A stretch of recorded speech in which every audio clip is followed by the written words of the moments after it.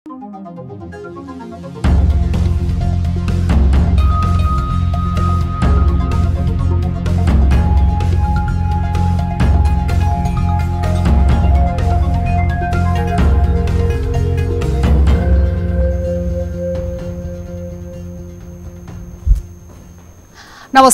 यो news 24 television prime time न्यूजमा स्वागत छ। प्रतिनिधि सभा विघटनको मुद्दामा बहस सकिएसँगै अब प्रतीक्षा असार 28 को छ। अबको राजनीति सर्वोच्च अदालतका 5 न्यायमूर्तिको निर्णयले निर्धारण गर्नेछ।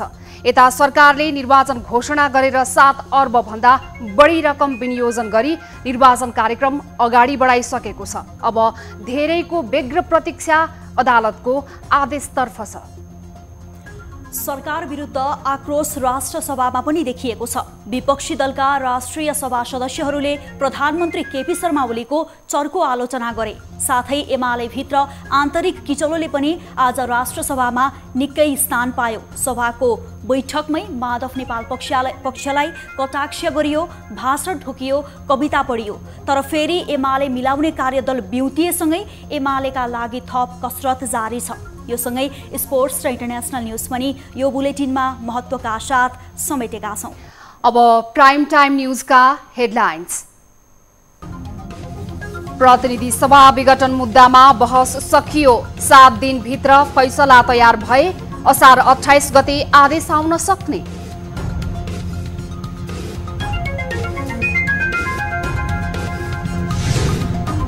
राष्ट्रिय सभा बैठकमा प्रधानमन्त्री ओलीको आलोचना। प्रतिनिधि सभा विघटन संविधान सम्मत नभएको भन्दै कांग्रेस र माओवादीको विरोध। न अरूलाई गर्न दिने न आफूले गरेर देखाउने, यसरी मुलुकको निर्माण कसरी हुन्छ? नेकपा एमालेको एकता जोगाउन गठित कार्यदल पुनः बिउतियो। पार्टी एकताका लागि संयुक्त मस्यौदामा छलफल गर्दै।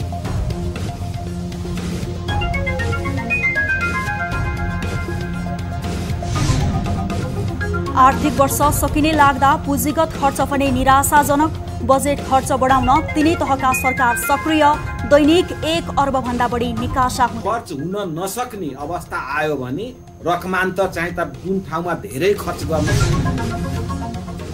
र साताको दोस्रो दिन नेप्से परिसूचक दोहोरो अङ्कले घट्यो। 4 अर्ब 58 करोड 22 लाख रुपैयाँ बराबरको कारोबार।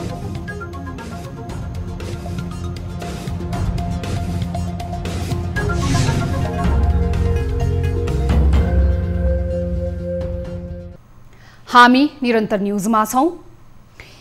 प्रतिनिधि सभा विघटन मुद्दामा सुनवाई सकिएको छ। असार 28 गतेका लागि मुद्दा हेर्दैमा राखिएको छ। सोमबार रिट निवेदक पक्षबाट जवाफी बहस र एमिकस क्युरीले राय राखेसँगै प्रतिनिधि सभा विघटन र संविधानको धारा 76(5) अन्तर्गतको प्रधानमन्त्री नियुक्त नगरिएको विषयमा परेको मुद्दामा सुनवाई सकिएको हो। एक रिपोर्ट। शेरबहादुर देउबा सहित 146 सांसदले प्रतिनिधि सभा विघटन बदर र देउबालाई परमादेश 76(5) अन्तर्गतको प्रधानमन्त्री बनाउन माग गर्दै दायर मुद्दाको बहस टुङ्गिएको छ। सोमबार रिट निवेदकका पक्षबाट वरिष्ठ अधिवक्ताहरू शम्भु थापा, हरिहर दाहाल र बद्रीबहादुर कार्कीले जवाफी बहस गर्दै प्रतिनिधि सभा विघटन असंवैधानिक भएको मात्र दाबी गरेनन्, प्रधानमन्त्रीमा ओलीको दाबी नपुग्ने र देउबाको दाबी पुग्ने जिकिर गरे। उनीहरूको बहस सकिए लगत्तै एमिकस क्युरीले राय राखेका थिए। एमिकस क्युरीमा नेपाल बारबाट पठाइएका राघवलाल वैद र उषा मल्ल पाठक, सर्वोच्च बारबाट पठाइएका कोमल प्रसाद घिमिरे र प्रकाश केसीले सर्वोच्च अदालतको संवैधानिक इजलासमा जारी मुद्दामा राय राखे। एमिकस क्युरीलाई राय राख्न 2 घण्टा समय छुट्याइएको थियो। 4 सदस्यीय एमिकस क्युरीमा 2 जना प्रतिनिधि सभा विघटनको पक्षमा र 2 जनाले विपक्षमा राय दिएका छन्। वरिष्ठ अधिवक्ता वैद्य र घिमिरेले रिट निवेदकको पक्षमा राय दिए भने पाठक र केसीले विपक्षमा राय दिए। वैद्य र घिमिरेले रिट जारी हुनुपर्ने राय दिए भने पाठक र केसीले त्यसको ठिक विपरीत रिट खारेज हुनुपर्ने राय राखे। एमिकस क्युरी सदस्य वरिष्ठ अधिवक्ता वैद्यले संविधानको धारा 76(3) अनुसार ओलीलाई प्रधानमन्त्री नियुक्त गर्ने कार्य अवैधानिक रहेको बताए। वैशाख 27 गते प्रतिनिधि सभामा विश्वासको मत नपाएपछि स्वतः पदमुक्त भएका ओलीलाई राष्ट्रपति विद्यादेवी भण्डारीले प्रतिनिधि सभाको सबैभन्दा ठूलो दलको नेताको रूपमा संविधानको धारा 76 को 3 अनुसार प्रधानमन्त्रीमा नियुक्त गरेकी थिइन्। 2 वर्षभन्दा बढी प्रधानमन्त्री भएको व्यक्तिलाई 76(3) अनुसार पुनः प्रधानमन्त्री नियुक्ति गर्नै नमिल्ने उनको दाबी थियो। देउबा सहित 146 रेट निवेदकका तर्फबाट 36, सरकारको पक्षबाट 32, सभामुखको तर्फबाट 5 र एमिकस क्युरीका तर्फबाट 4 जनाले बहस गरेका थिए। सुनवाई सकिएपछि प्रधान न्यायाधीश चोलेन्द्र शमशेर राणाले सो मुद्दा हेर्दैमा असार 28 गतेका लागि राखिएको जानकारी गराएका छन्। 7 दिनभित्र फैसला तयार भएमा असार 28 गते यो मुद्दामा फैसला आउनेछ। सर्वोच्चको फैसलासँगै प्रतिनिधि सभा र सरकारको भविष्यसँगै आगामी राजनीतिको बाटो के हुने तय हुनेछ। न्युज 24 टेलिभिजनका लागि टिभी जर्नलिस्ट जगन्नाथ दुलालको रिपोर्ट। राष्ट्रिय सभाको सोमबार बसेको बैठकमा प्रधानमन्त्री केपी शर्मा ओलीको चर्को आलोचना हुनुका साथै राष्ट्रिय सभा सदस्यहरूको कामप्रति पनि प्रश्न उठाइएको छ। बैठकमा कालोटोपी प्रदर्शनदेखि पार्टीको आन्तरिक विवादको विषयमा कविता वाचन समेत गरिएको थियो। एक रिपोर्ट। सोमबारको बैठकमा प्रतिनिधि सभा विघटनको विरोध गर्दै प्रमुख प्रतिपक्षी नेपाली कांग्रेसका सांसद रमेशजङ रायमाझीले कालो टोपी देखाए। प्रधानमन्त्रीको कदमको विरुद्धमा यो सदनमा गुरुके थाहा पाओस् विरोधको हो, यो कालो झण्डाको रूपमा मैले यो प्रस्तुत गरेको छु। त्यस्तै राष्ट्रिय सभाको उपनिर्वाचनमा बागमतीबाट स्वतन्त्र उम्मेद्वारको रूपमा विजयी भएका खिमलाल देवकोटाले सांसदहरूले लिएको पद तथा गोपनीयताको शपथ अनुसार काम नभएको भन्दै विभिन्न प्रश्न गरेका थिए। सार्वजनिक पदमा बसेर संविधानप्रतिको वफादारी लगायतको कसम खाने सबैलाई मेरो प्रश्न छ, त्यो प्रश्न मलाई समेत के हामीले पद तथा गोपनीयताको शपथको इमानदारीका साथ कार्यान्वयन गरेका छौँ? प्रतिनिधि सभाको दुई पटकको विघटन संविधानप्रतिको इमानदारीता हो कि बेइमानी? राष्ट्रिय सभा सदस्य कोमल ओलीले भने नेकपा एमालेको आन्तरिक विवादको विषयलाई कवितामा उतारिन्। उनले बाँदरको जमात र अमृतपानको सपना शीर्षकको कविता वाचन गरेर नेपाल पक्षप्रति कटाक्ष गरिन्।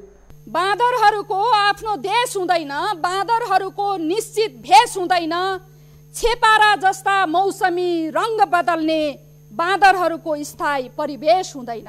माओवादी केन्द्रका नेता तथा राष्ट्रिय सभा सदस्य नारायण काजी श्रेष्ठले राष्ट्रपतिको सहयोगमा प्रधानमन्त्री केपी ओलीले पटक पटक असंवैधानिक कदम चालेको आरोप लगाउँदै प्रतिगमनलाई सफल हुन नदिने भन्दै त्यस प्रकारका सपना नदेख्न प्रधानमन्त्री ओलीलाई चेतावनी दिए।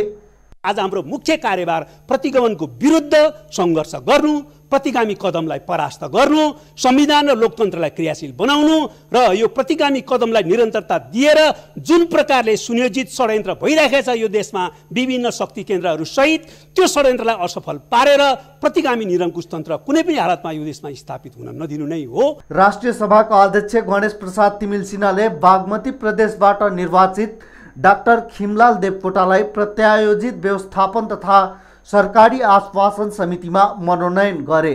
त्यस्तै लुम्बिनीबाट निर्वाचित दीर्घनारायण पाण्डे राष्ट्रिय सरोकार तथा समन्वय समितिमा मनोनित भएका छन्।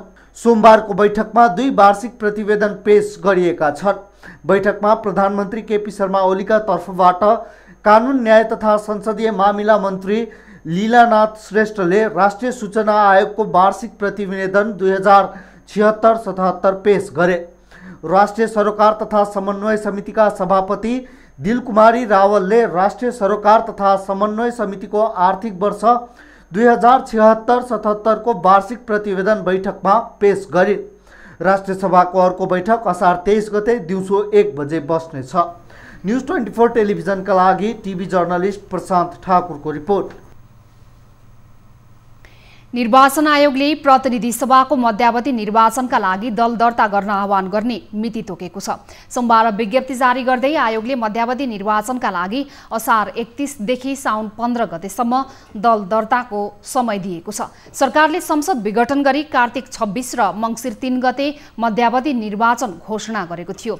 आयोगले सोही अनुसार कार्यतालिका सार्वजनिक गरेको हो। त्यस्तै कार्तिक 26 गते हुने प्रत्यक्ष निर्वाचनका लागि असोज 21 देखि असोज असोज 26 गतेसम्मको निर्वाचन कार्यक्रम बनाएको छ।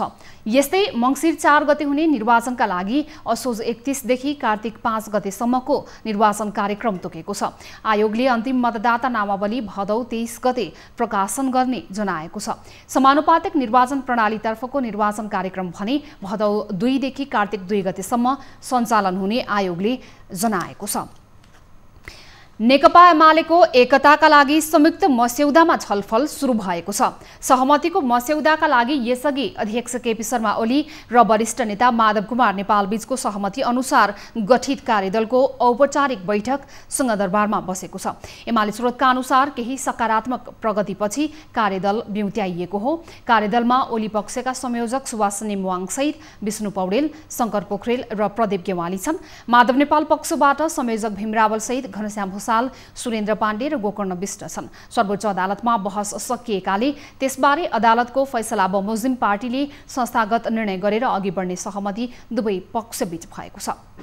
नेकपा माओवादी केन्द्रको अवरोध जारी रहेपछि प्रदेश नम्बर 1 मा प्रदेशसभाको सोमबारको बैठक पनि अवरुद्ध भएको छ। यसअघि पनि बैठक लगातार 4 पटक अवरुद्ध भइसकेको छ। सोमबारको बैठक सुरु हुने बित्तिकै माओवादी सांसदहरूले उठेर विरोध जनाएका थिए। बैठक सुरु हुनासाथ सांसदहरूले उठेर विरोध जनाएपछि उपसभामुख पोखरेलले मंगलबारसम्मका लागि बैठक स्थगित गरेका हुन्।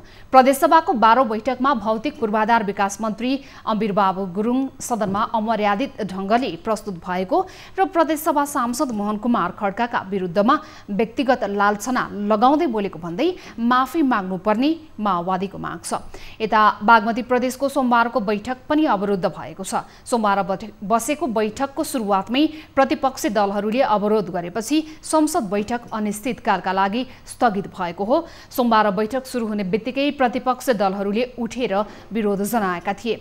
नेकपा माओवादीकै सांसदहरूले प्रदेश सरकारले ल्याएको बजेट प्रदेशवासीको हित विपरीत भएको भन्दै त्यसलाई सच्याएर नल्याएसम्म संसद नचल्ने बताएका छन्। सभामुखले बस्नका लागि पटक पटक आग्रह गर्दा पनि प्रतिपक्षी दलले उठेर विरोध जनाएपछि बैठक अर्को सूचना नआएसम्मका लागि स्थगित गरिएको हो। सरकारले पार्टी र गुटगत रूपमा असन्तुलित बजेट ल्याएको भन्दै प्रतिपक्षी दलहरूले प्रदेशसभामा लगातार विरोध गर्दै आएका छन्।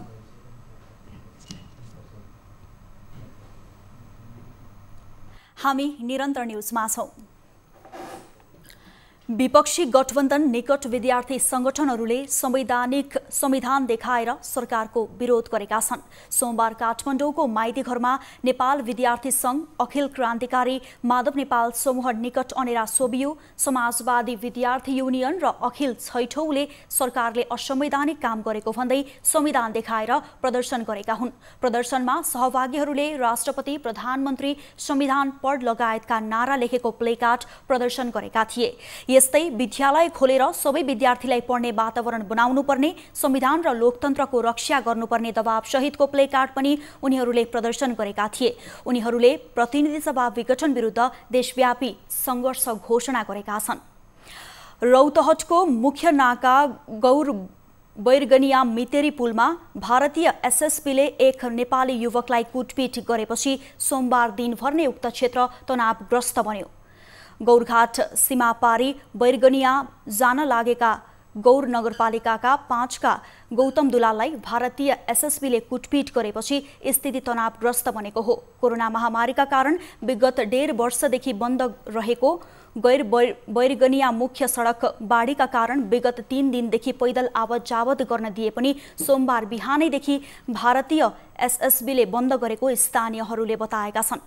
कोरोना कालदेखि नै बैरगनिया नाका ठप्प रहे पनि सर्वसाधारणहरू चोर बाटो भएर आवत जावत गर्ने गरेका थिए। तर वर्षा र बाढीका कारण छेउछाउमा पानी जमेपछि बाध्यताले मुख्य बाटो रोज्ने भारतीय एसएसबीलाई दबाव दिएपछि 3 दिन अघि पैदल आवत जावत गर्न खुला गरिएको थियो। सीमा क्षेत्रमा भारतीय क्षेत्रमा समेत एसएसबीले सोझै बाटो प्रयोग नगरी सर्वसाधारणलाई तल्लो भागबाट आवत जावत गर्न लगाएका थिए। तर सोही क्रममा किनमेलका लागि भारत जान लागेका नेपाली युवकहरूलाई भारतीय एसएसबीले कुटपिट गरेको आरोप स्थानीयहरूको रहेको छ। एसएसबीको कुटाइबाट घाइते भएका नेपाली युवकको गैर अस्पतालमा उपचार भइरहेको प्रहरीले जनाएको छ। पछिल्लो 24 घण्टामा थप 2622 जनामा कोरोना भाइरस संक्रमण पुष्टि भएको छ। स्वास्थ्य तथा जनसङ्ख्या मन्त्रालयका अनुसार 7479 नमुनाको पीसीआर परीक्षण गर्दा 1745 र 4028 एन्टिजेन परीक्षण गर्दा 877 गरी 2622 जनामा कोरोना संक्रमण देखिएको हो। यस्तै पछिल्लो 24 घण्टामा कोरोना संक्रमणबाट 23 जनाको मृत्यु भएको छ भने 2211 जना निको भएका छन्। नेपालमा कोरोना संक्रमितको कुल संख्या 6,46,367 पुगेको छ, जसमध्ये 6,11,429 जना संक्रमण मुक्त भएका छन् भने 9,248 जनाको मृत्यु भएको छ। मन्त्रालयका अनुसार हाल देशभर रहेका 25,690 सक्रिय संक्रमित मध्ये 22,998 जना होम आइसोलेसनमा रहेका छन्। यस्तै संस्थागत आइसोलेसनमा 2,692 जना रहेका छन्। तीमध्ये 571 जनाको आइसियु र 180 जना भेन्टिलेटरमा उपचार भइरहेको छ। प्रधानमन्त्री केपी शर्मा ओलीले राष्ट्रिय गौरवको माथिल्लो तामाकोसी जलविद्युत आयोजनाको सोमबारको बालुवाटारबाटै उद्घाटन गरेका छन्। कुल 456 मेगावाट क्षमताको सो आयोजनाको पहिलो युनिटबाट 76 मेगावाटको बिजुली उत्पादन सुरु भएको छ। माथिल्लो तामाकोसीमा 76 मेगावाटका 6वटा युनिट छन्। भदौ महिनाभित्रै सबै युनिटबाट पूर्ण क्षमतामा बिजुली उत्पादन गर्ने लक्ष्य छ। माथिल्लो तामाकोसी स्वदेशी लगानीको सबैभन्दा ठूलो आयोजना हो।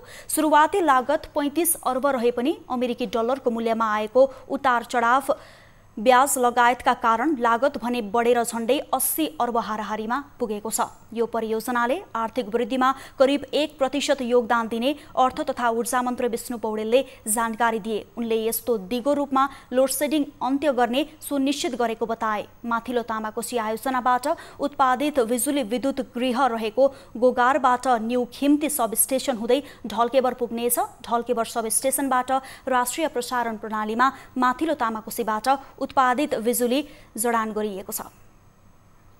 न्युजहरू अझै बाँकी छन्। यो समय हो लाइभ पोइ हात हुने ब्रेकको।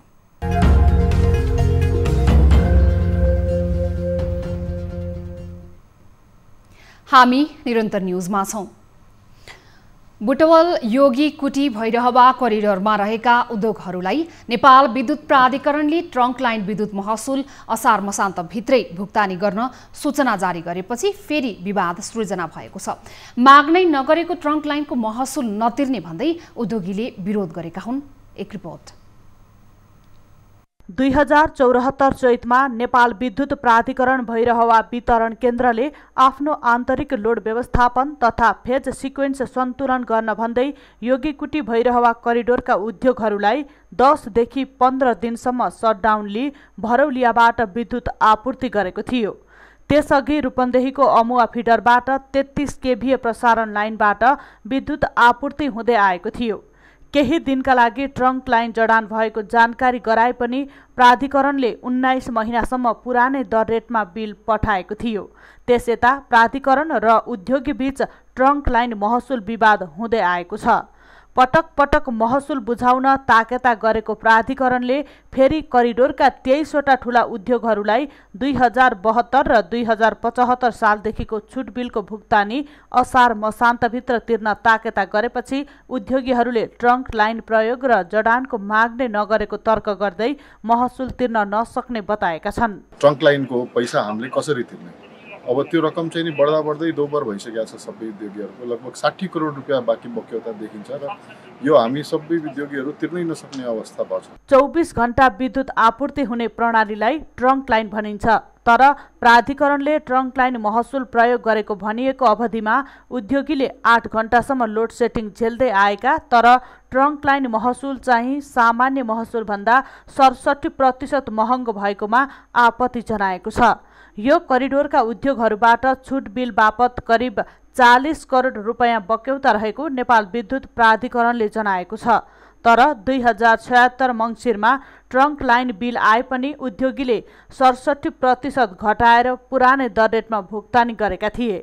ट्रङ्क लाइन विद्युत महसुल अनुसार एउटा उद्योगलाई मात्रै 1 महिनामा 50 लाखदेखि 70 लाख रुपैयाँ अतिरिक्त भार पर्ने उद्योगी बताउँछन्। तपाईहरुले चाहिँ अहिले पिक आवर भएकोले उद्योग सञ्चालन नगर्दिनु होला, त्यो बखत उद्योग सञ्चालन गर्नुभयो भने तपाईलाई ट्रङ्क लाइन सर हालिने छ भनेर तपाईको चाहिँ 76 साल चैतमा लिएर आएर तपाईको चिठी दिएको छ। पछाडि त्यो 4 वर्ष अगाडिको कुरा 4 वर्ष पछाडि लिएर आएर तपाईको कतिको न्यायसङ्गत र नियोजित हो यहाँहरुले बुझ्ने कुरा हो। यता प्राधिकरणले भने अहिलेको समस्या नभएर 2077 सालदेखिकै समस्या भएको र पटक पटक उद्योगीलाई पत्राचार गरेर विभिन्न समयमा जानकारी गराउँदै आएको जनाएको छ। हालसम्म 2वटा उद्योगले महसुल तिरेको र अन्य उद्योगको विषयमा भने केन्द्रले जे जस्तो निर्णय गर्छ सोही आधारमा अगाडि बढ्ने बताएको छ। केन्द्रीय कार्यालयबाट सोही अनुसार जे नीति नियम चाहिँ जारी भयो त्यो अनुसार हामीले चाहिँ लाइन नकाटेको हो। केही चाहिँ अब यो चाहिँ कन्ट्रोभर्सी जस्तो माथिबाट देखिएकोले नियम अनुसार चाहिँ यो नभएको हो। प्राधिकरणको आफ्नै कमजोरीले गर्दा उद्योगीले माग र प्रयोग नै नगरिएको विद्युत जडान गरिदिएर ज्यादती गरेको उद्योगीहरूको आरोप छ। न्युज 24 का लागि भैरहवाबाट टिभी जर्नलिस्ट प्रकाश न्यौपानेको रिपोर्ट। आफ्ना पार्टीका कार्यकर्तालाई रिझाउन यो सरकार जस्तो सुकै निर्णय गर्न पनि तयार छ। समाजमा कस्तो प्रभाव पार्ला भन्ने समेत नसोचिकन गरिएको यस्तै एउटा निर्णयले उदयपुरको बेलका नगरपालिकाका ठूलो हिस्साका बासिन्दाको उठीबास हुने भएको छ। एमाले निकट एक व्यवसायी र फर्मलाई 200 हेक्टर बढी जमिन 30 वर्षका लागि लिजमा दिने निर्णयसँगै बेलकावासी चिन्तामा डुबेका छन्। एक रिपोर्ट। उदयपुरको बेलका नगरपालिका वडा नम्बर 2, 3, 8 र 9 का 1300 परिवार अहिले आफ्नो बसोबास उठ्ने डरले आन्दोलनमा छन्। असारको धमाधममा खेती लगाउने समयमा संघीय सरकारको मन्त्री परिषद बैठकले कोशी टप्पुको 176.23 हेक्टर क्षेत्रको जग्गामा कबुलियत वन लगाउनको लागि व्यावसायिक फर्मलाई 30 वर्षका लागि लिजमा दिने निर्णय गरेपछि स्थानीयवासी आन्दोलित बनेका हुन्। उनीहरूले भोगचलन गर्दै आएको बेलका 3 पौरखी सामुदायिक वन क्षेत्रसँग जोडिएको 176.23 हेक्टर सप्तकोशी नदी उकास जमिन मध्ये एमाले निकट व्यवसायी नीलहरी काफ्लेको कम्पनी बराहा हर्बल एन्ड एग्रोलाई 51.23 हेक्टर र सेफवे टेक्नोलोजी ललितपुरलाई 125 हेक्टर लिजमा दिने निर्णयको विरोधमा स्थानीयवासीले आन्दोलन चर्काएका छन्। स्थानीय सुकुम्बासीहरूले संघर्ष समिति नै गठन गरेर आन्दोलनमा उत्रिएका हुन्। उनीहरूले वर्षौंदेखि बसोबास गर्दै आएको मानव बस्तीलाई सरकारले एकलौटी ढंगबाट हटाउन खोजेको आरोप लगाएका छन्। स्थानीयहरूको कबुलियत वन खारेज बेलका 3 मा रहेको नीलहरी काफ्लेको बराहा हर्बल उद्योग तत्काल हटाउनु पर्ने माग रहेको संघर्ष समितिका सदस्य टेक बहादुर भट्टराईले बताए। दिने भनेर बाहिरी भन्ने भित्र त्यही किर्थे लगेर हामीले कबुलियती बनाउने भएपछि हामी घोर भर्सन उहाँसँग गर्छौं। नगर प्रमुखले हामीलाई किन बासुटा बनाउनु हुँदैछ यो कुरामा उहाँसँगको हाम्रो कुरो अरु केही छैन सर। हाम्रो माग भनेको त कबुलियती बन। सो स्थानमा 40 वर्ष यता मानिस बसोबास गरिरहेका छन्। सो स्थानमा घरजम गरी बसोबास गर्दै आएका सर्वसाधारणलाई सरकारले विकल्प बिना लखेट्न खोजेको स्थानीयको गुनासो छ। जसरी अब हामीलाई लाल पूर्जाको आश देखाइएको थियो हैन, त्यो हामीले आफूले पाउनु पर्यो। अनि यो कबुलियती वन जुन भइरहेछ यो खारिज हुनु पर्यो। मेरो माग पनि त्यही हो। त्यो खारिज गर्नुपर्छ। कबुलियती वन एकदम खारिज हुनुपर्छ।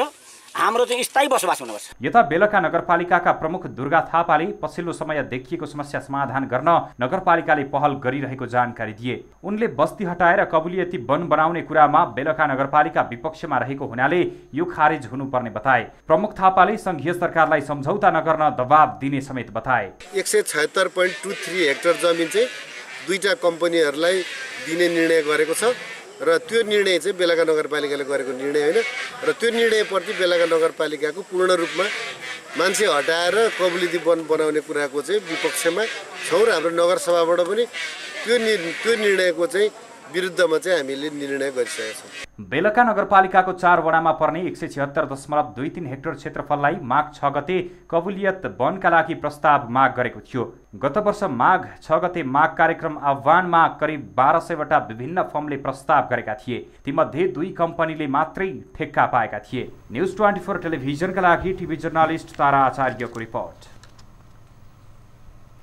मनसुन सक्रिय भएसँगै देशका अधिकांश स्थानमा दिनभर वर्षा भएको छ। हाल देशको दक्षिणी भूभाग नजिक मनसुनी न्यूनचापीय रेखा रहेको छ। देशका अधिकांश भूभागहरूमा सामान्यदेखि पूर्ण बदली भई प्रदेश 1 का केही स्थानमा मध्यम वर्षा भयो। साथै प्रदेश 2, बागमती प्रदेश, गण्डकी प्रदेश, लुम्बिनी प्रदेश र कर्णाली प्रदेशका केही भूभागमा हल्का वर्षा भइरहेको छ। प्रदेश 1, प्रदेश 2, बागमती र गण्डकी प्रदेशका धेरै स्थानहरूमा मध्यमदेखि भारी वर्षा भई बाँकी प्रदेशका 1-2 स्थानमा हल्कादेखि मध्यम वर्षा भइरहेको छ। प्रदेश 1, प्रदेश 2, बागमती प्रदेश, गण्डकी प्रदेशका केही स्थानमा र लुम्बिनी प्रदेश, कर्णाली तथा सुदूरपश्चिममा धेरै स्थानमा हल्कादेखि मध्यम वर्षाको सम्भावना रहेको बताइएको छ। पहाडी भूभाग र भूक्षय पहिरोको जोखिम रहेको र नदीनाला तथा खहरे खोलाहरूमा पानीको सतह बढ्न सक्ने तथा दैनिक जीवन र यातायात क्षेत्र प्रभावित हुन सक्ने भएकाले आवश्यक सतर्कता अपनाउन विभागले अपिल पनि गरेको छ।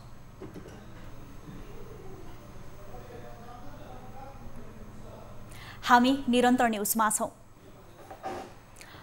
हरेक वर्षको बर्खामा ताण्डव मचाउँदै आएको सर्लाहीको लखनदेही नदीले यस वर्ष पनि मलङ्गवा नगरपालिका 5 भारसरका दर्जनौं घरहरू डुबाएको छ। बाढीले भारसर गाउँ प्रवेश गर्ने सबै नाका जलमग्न हुँदा आवतजावत ठप्प भएको छ भने गाउँमा खाद्यान्नदेखि उपचारसम्मका लागि समस्या उत्पन्न भएको छ। एक रिपोर्ट। सर्लाहीको भारसर गाउँको पश्चिमतर्फबाट बगेको लखनदेही नदीमा आएको बाढीले सिङ्गो गाउँ अहिले टापुमा परिणत भएको हो। गाउँबाट बाहिरिने कुनै बाटो नभएको कारण दैनिक प्रयोगमा आउने सामग्री समेत खरिद गर्न समस्या परेको गाउँलेको गुनासो छ। गाउँबाट सदरमुकाम मलङ्गवा जोड्ने एकमात्र सडक समेत अवरुद्ध हुँदा कुनै पनि सवारी साधन गुड्न सक्ने अवस्थामा छैन। 4 औड़ी बाकी था हमारे घर में पानी जाने का, इसलिए अब कहीं बाल बच्चा है, कहीं ज़्यादा पानी हो जाएगा तो ठीक नहीं है, तो चले आए हैं। इसमें सवाल सब तो वही जगह है। समस्या समाधानका लागि भारसर गाउँवासी धेरै निकायमा गुहार मागे पनि सुनवाई नभएको स्थानीयवासीको गुनासो छ। यति अवस्था दयनीय छ कि मान्छेहरू उतापट्टिको भारसर गाउँको र यो खुटौना गाउँको मान्छेहरू खान पिउन पनि बाध्य भएका छन्। भरभर या तपाईको छातीसम्म पानी छ। म एउटै कुरा सोध्छु कि तपाईको यो जिल्लाको माननीय यो क्षेत्रको विधायक होस्, तपाईको नगरपालिकाको मेयर साहब होस् वा सिडिओ साहब होस्, जिम्मेवारी चाहिँ को नि? लखनदेही नदीले मलङ्गवा नगरपालिका वडा नम्बर 5 भारसर, वडा नम्बर 6 खुटौना र झिम खोलाले वडा नम्बर 9, 10 र 11 मा हरेक वर्ष क्षति पुर्याउने गरेको छ। तटबन्धको लागि हामीहरू धेरै पहल गरे। यसमा साथ महेन्द्र मान्यजी पनि थियो। हाम्रो नगरपालिकाको सबै टिम 5 र 6 मा तटबन्ध बनायो, तर 100-200 मिटरहरूमा बनाएर अलि खाली ठाउँ भइहाल्यो। बाँध्ने क्रममा त्यो अलि खाली भइहाल्यो, त्यसैबाट अहिले पानी अलि आएछ। समग्रमा सर्लाही जिल्लामा यस वर्ष बाढी र डुबानका कारण 28 वटा घरहरू पूर्ण रूपमा क्षति भएको र 127 घर परिवार विस्थापित भएको प्रहरीले जनाएको छ। 28 घर संख्या चाहिँ विस्थापित भएका छन् यो डुबानको कारणले गर्दा। त्यो 28 घर मध्ये चाहिँ एकजना चाहिँ यो नजिकैको एउटा राम मन्दिर भन्ने छ, त्यसमध्ये 7 जना र 27 घरको चाहिँ नजिकै आफ्नो छिमेकीमा मिलाएर जम्मा 147 जना परिवारहरू चाहिँ 147 जना परिवार संख्या चाहिँ अलि विस्थापित भएको जस्तो देखिन्छ। बाढीका कारण वर्षेनी हजारौं बिघा खेतीयोग्य जमिन समेत डुबानमा पर्दै आएको छ। जनताको तटबन्ध कार्यालय सर्लाही हरिपुरको 4 लाख तथा मलङ्गवा नगरपालिकाको 30 लाख सहयोगमा 2074 साल जेठमा लखनदेही नदीमा बाँध बाँधिएको थियो, तर बाँध नदी छेउबाट नभई गाउँतिरबाट बाँधिएकोले स्थानीयको हजारौं बिघा खेतीयोग्य जग्गा बगरमा परिणत भएको थियो। लखनदेही नदीमा बाँध बाँध्ने प्रयास अहिले पनि जारी छ, तर स्थानीय नेताहरूबीच बाँध कताबाट बाँध्ने भन्ने विषयमा सहमति हुन नसक्दा भारसर र खुटौना गाउँवासीले पीडा भोग्ने क्रम जारी नै छ। न्यूज 24 का लागि सर्लाहीबाट टिभी जर्नलिस्ट अनवर अहमदको रिपोर्ट। चालू आर्थिक वर्षको अन्तिम महिना असार सकिन 1 साता मात्र बाँकी छ। एक साता मात्र बाँकी रहँदा सङ्घीय सरकारको विकास निर्माण पुँजीगत खर्च 50% पनि हुन सकेन। तिनै तहको सरकारहरू यति बेला हतार बजेट खर्च गर्दैछन्। असार अन्तिम हुँदै गएपछि हरेक 1 अर्ब भन्दा बढी खर्च हुन थालेको छ। एक रिपोर्ट।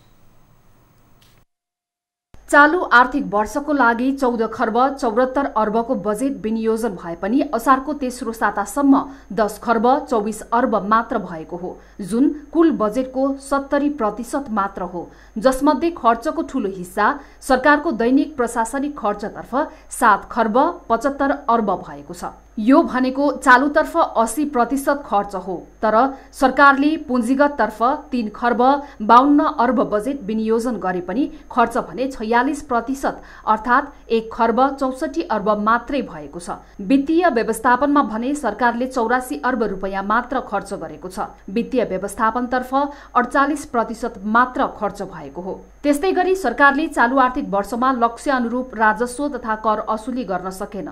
असारको तेस्रो सातासम्म सरकारले 10 खर्ब 84 अर्ब राजस्व असुली गरेको छ। करतर्फ 7 खर्ब 13 अर्ब राजस्व असुली भएको छ भने गैर करतर्फ 55 अर्ब असुली भएको महालेखा नियन्त्रक कार्यालयले जनाएको छ। सरकारले चालू आर्थिक वर्षमा वैदेशिक अनुदान तथा सहायता लक्ष्य अनुरूप प्राप्त हुन सकेन। सरकारलाई जम्मा 12 अर्ब वैदेशिक अनुदान प्राप्त भएको छ भने बाह्य ऋण 84 अर्ब मात्र प्राप्त भएको छ। त्यस्तै गरी आर्थिक वर्षको अन्तिम महिना असारसम्मको तेस्रो सातासम्म प्रदेश र स्थानीय सरकारको विकास खर्चको 30 देखि 40% सम्म पनि खर्च हुन सकेको छैन। असार महिना लागेपछि खर्चमा चाप परेको महालेखा नियन्त्रक कार्यालयले जनाएको छ। खरिद प्रक्रिया जुन सुरु गरेर त्यसलाई टुङ्गोमा पुर्याउनलाई त्यसले केही निश्चित अवधि लिन्छ। त्यसले पनि अलिकति अब आर्थिक वर्षको अन्त्यमा बढी चाप पार्छ। त्यस्तै हाम्रो यो बजेटमा रहेको प्रत्यक्ष भुक्तानी हुने जुन रकम रहेको हुन्छ त्यो पनि आर्थिक वर्षको अन्त्यमै प्रतिवेदन हुने कारणले गर्दा पनि यो चाहिँ अलिकति बढी भएको छ। तिनै तहका सरकारले विकास खर्च गर्न नसक्दा व्यापक बजेट रकमान्तर गर्ने क्रम बढेको छ। विकास निर्माणको खर्चबाट रकमान्तर गर्दा भ्रष्टाचार र अनियमितता बढाउने अर्थविदहरूको टिप्पणी छ। समस्या कहाँनिर आयो भने खर्च हुन नसक्ने अवस्था आयो भने रकमान्तर चाहिँ त जुन ठाउँमा धेरै खर्च गर्न सक्ने सम्भावना छ त्यहाँ रकमान्तर गरिदिन्छ र त्यो रकमान्तरले अलिकति भ्रष्टाचारको पनि अथवा अनियमित खर्चको पनि समस्या चाहिँ क्रिएट गर्छ। असारको तेस्रो सातासम्म कुल खर्च 10 खर्ब 24 अर्ब, कुल बजेटको 70% खर्च, पुँजीगत 1 खर्ब 64 अर्ब मात्र खर्च। सरकारले बजेटमा लोकप्रिय नारा र कार्यक्रम घोषणा गर्छ। बजेटमा लोकप्रिय नारा र योजना ल्याउने तर काम नगर्ने प्रवृत्ति यो वर्ष पनि 3 तहका सरकारमा देखियो। चुनावमा गरेका प्रतिबद्धता र विकासका सपना नारामा मात्र सीमित भएका छन्। विकासको खर्च रकमान्तर र तानातान गर्ने क्रम सबै तहको सरकारको देखिएको छ। न्यूज 24 का लागि टिभी जर्नलिस्ट नवराज चालिसेको रिपोर्ट। अब बिजनेस न्यूज।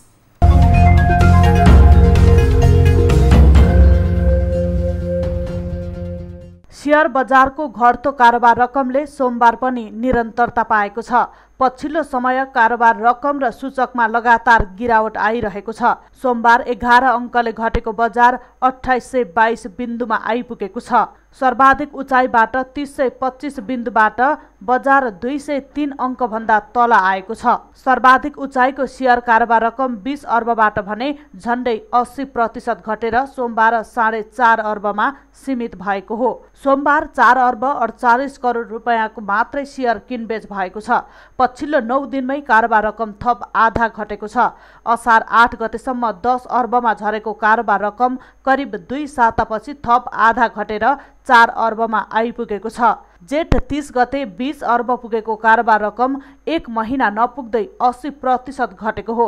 सोमबार 224 कम्पनीको 70 लाख किता शेयर 4 अर्ब 48 करोड रुपैयाँमा किनबेच भएका छन्। 29 कम्पनीको शेयर मूल्य बढ्दा बाँकी सबै कम्पनीको शेयर मूल्य घटेको छ। विशाल बजार कम्पनीको सर्वाधिक करिब 10% ले मूल्य बढ्दा हिमालय डिस्टिलरीको 8% ले मूल्य बढेको छ। हिमालयन डिस्टिलरीको सर्वाधिक 41 करोड रुपैयाँको सेयर किनबेच हुँदा तामाकोसीको 19 करोड, नेपाल बैंकको 15 करोड, निफ्राको 13 करोड र नेपाल टेलिकमको 12 करोड रुपैयाँको सेयर किनबेच भएको छ। उत्पादन समूह 231 अङ्कले बढ्दा व्यापार समूह 132 अङ्कले बढेको छ। निर्जीवन बीमा समूह 156 अङ्कले घट्दा जीवन बीमा समूह 136 अङ्क र विकास बैंक 102 अङ्कले घटेको छ। बीमा समितिले बीमा कम्पनीहरूलाई उधारोमा बीमा नगर्न निर्देशन दिएको छ। समितिले जीवन तथा निर्जीवन बीमा कम्पनीहरूलाई छुट्टा छुट्टै एक सर्कुलर जारी गर्दै त्यस्तो निर्देशन दिएको हो। कानुनले वर्जित गरिएको उधारो बीमा गर्ने वा चेक मार्फत प्राप्त हुने बीमा शुल्क बापतको रकम बीमकको बैंक खाता प्राप्त नभइकन बीमा लेख जारी गर्ने गरेको भन्ने गुनासो र उजुरी परेपछि समितिले उक्त निर्देशन दिएको हो। त्यस्ता गतिविधिहरू हुन नदिन जीवन बीमा कम्पनीका प्रमुख कार्यकारी अधिकृतहरू चनाखो भएर जिम्मेवारी निर्वाह गर्न निर्देशन दिएको छ। समितिले बीमा ऐन 2049 मा कुनै पनि बीमकले कुनै पनि किसिमको बीमा व्यवस्था गर्दा लिइने बीमा बापतको शुल्क रकम प्राप्त नभएसम्म बीमा जोखिम स्वीकार गर्नु हुँदैन। बीमकले जोखिम ग्रहण गरे बापत बीमा शुल्क प्राप्त गरेपछि मात्र बीमा गरेको मानिनेछ भन्ने व्यवस्था उल्लेख रहेको जनाएको छ। बीमा शुल्क बापतको रकम बैंक मार्फत प्राप्त भएपछि मात्रै बीमा लेख जारी गर्न निर्देशन दिएको छ। समितिको निर्देशनलाई बर्खिलाफ हुने गरी बीमा लेख जारी गरेको पाइएमा कानुन बमोजिम कारबाही गर्ने समितिले चेतावनी दिएको छ।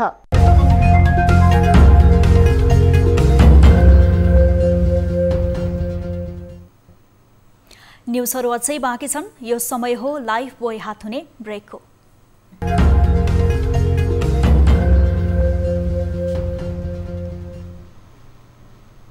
हामी निरन्तर न्युजमा छौं। अब प्राइम टाइम न्युज सक्नु अघि हेडलाइन्स पुनः एकपटक। प्रतिनिधि सभा विघटन मुद्दामा बहस सकियो। 7 दिनभित्रै फैसला तयार भए असार 28 गते आदेश आउन सक्ने।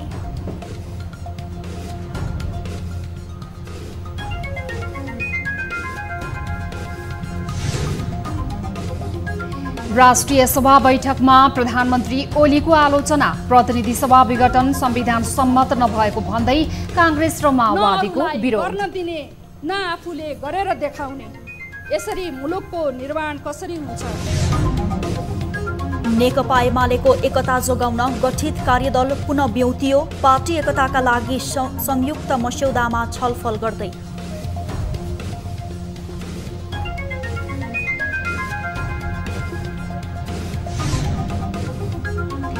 आर्थिक वर्ष सकिनै लाग्दा पुँजीगत खर्च भने निराशाजनक।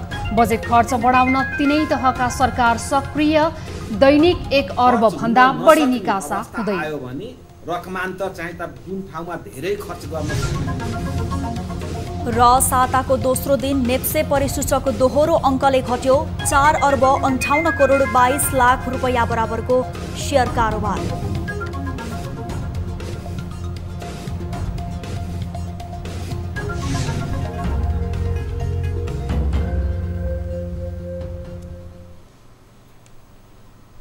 प्राइम टाइम न्युज अहिलेलाई यति नै। जाँदा जाँदै ताली र गालीका लागि हामीले सोधेको प्रश्न। निषेधाज्ञा थप्ने तर खुकुलो पार्ने भन्दै विभिन्न गतिविधि खुला गरिनु जायज हो भन्नेले तालीमा र होइन भन्नेले गालीमा भोट गर्नुहोला। हाम्रो पात्रोको एपमा गएर ताली र गालीका लागि भोट गर्न सक्नुहुनेछ।